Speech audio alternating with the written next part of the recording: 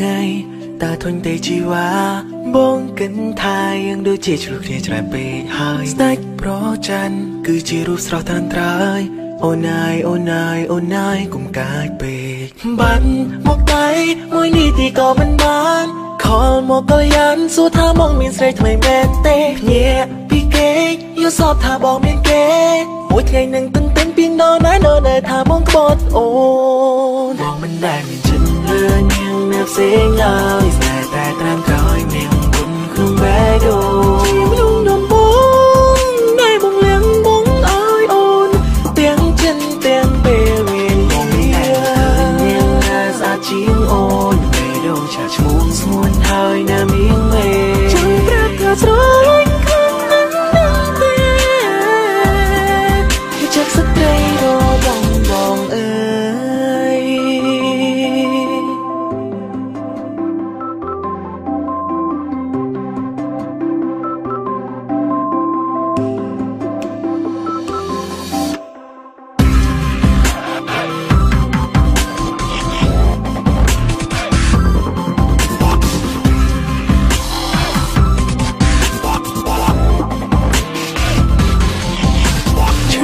រាល់ថ្ងៃ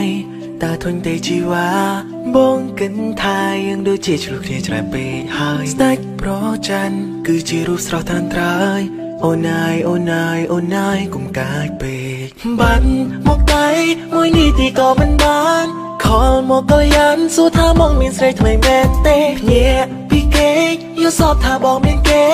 មួយថ្ងៃនឹងទន្ទឹងពីងដល់ណែថាបងក្បត់អូនបងមិនដែលមានចិត្តលឿននាងនៅផ្សេងឡើយស្នេហ៍តែត្រាំក្រោយនាងគុំក្នុងបេះដូងខ្ញុំដំបងដែលបងលៀងបងអើយអូនទាំងចិនទាំងពេលវិញបងមាន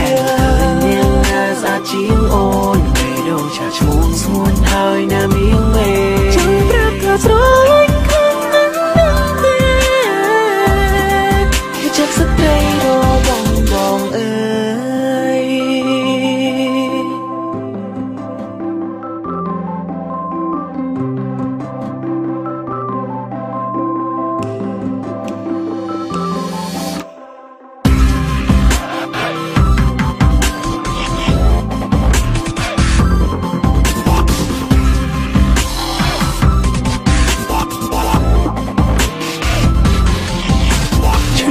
រាល់ថ្ងៃ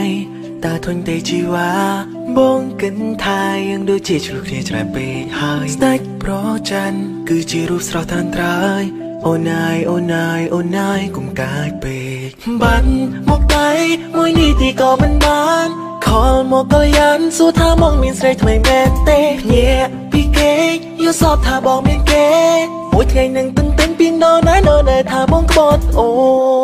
នបងមិនដែលមានចិត្តលឿននាងនៅផ្សេងឡើយស្នេហ៍តែត្រាំក្រោយនាងគុំក្នុងបេះដូ